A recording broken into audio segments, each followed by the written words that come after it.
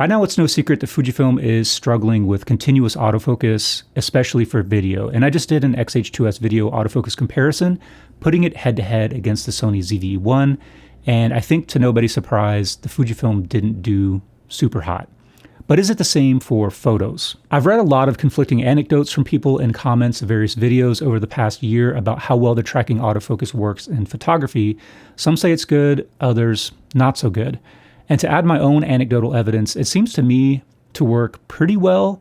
So over the course of this year, I've used both the X-H2S and the X-T5 much more for photography than video. And I've actually used the X-T5 on a couple of paid jobs, and I thought that the hit rate in various scenarios, people, animals, birds, and a combination of AFC and AFS was fine.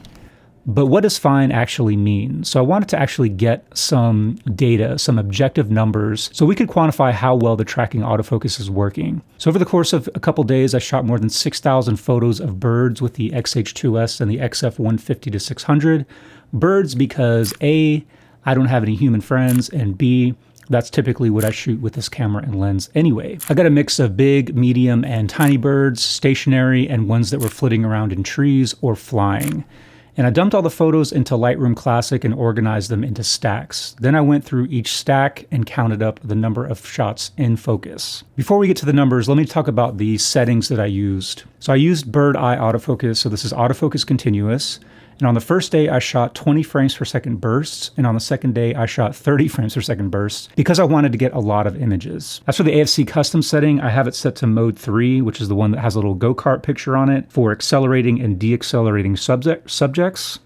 I think birds kind of fit the bill a little bit, but that's tracking sensitivity set to the middle position and the speed tracking sensitivity set to the max. Number of focus points is 425, and I had pre-AF set to off, and I didn't just spray and pray. If the camera wasn't picking up the bird, then I did move focus boxes around using both like a single point box of various sizes or maybe towards zone. If the bird was obscured by a lot of branches, twigs, leaves, whatever, and I needed to prompt the camera to find it, which I'm not holding against the camera. It's a very difficult scenario, I think, for any camera.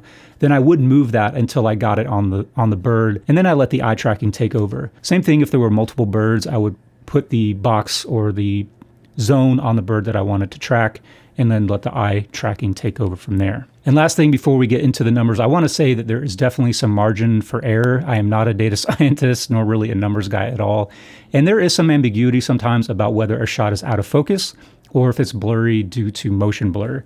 And sometimes I have a tendency to overrate my abilities and would have too slow a shutter, especially when shooting at 600 millimeters. So I tried to distinguish between those two things, and I didn't count the photos that I thought were motion blur as opposed to just missed focus.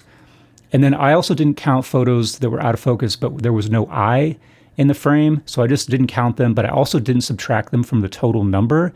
So potentially the percentages are slightly lower than they otherwise would be, but not to any great degree because there was only maybe a few dozen photos out of thousands. So it really wouldn't affect the percentage in any meaningful way. Okay, with all that out of the way, let's see how it did. I looked at 3,433 photos, and out of those, I counted 2,834 in focus. That is an 83% hit rate. So I'd say that's a solid low B. And I don't know how that stacks up against other cameras in the category. I don't have any to compare to.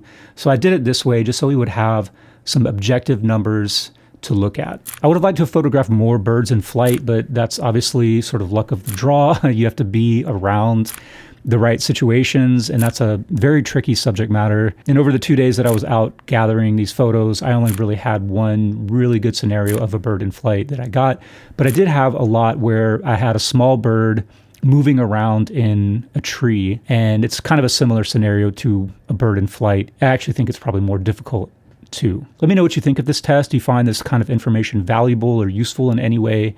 And also, if you would like me to sort of repeat it, but with different subjects, I can try to make that happen. It'll just take some more effort on my part.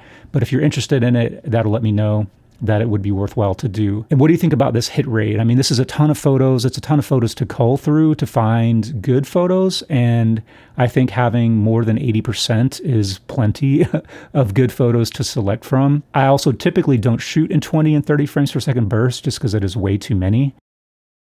And by the way, this kind of video isn't hate. It's not hating on Fujifilm. I bought these cameras and these lenses. I use them pretty much every day. And I'm just trying to put some objective data into the conversation to see where things are. For people who have invested in Fujifilm, maybe they get some sort of emotional support from seeing what others are going through and what others are finding.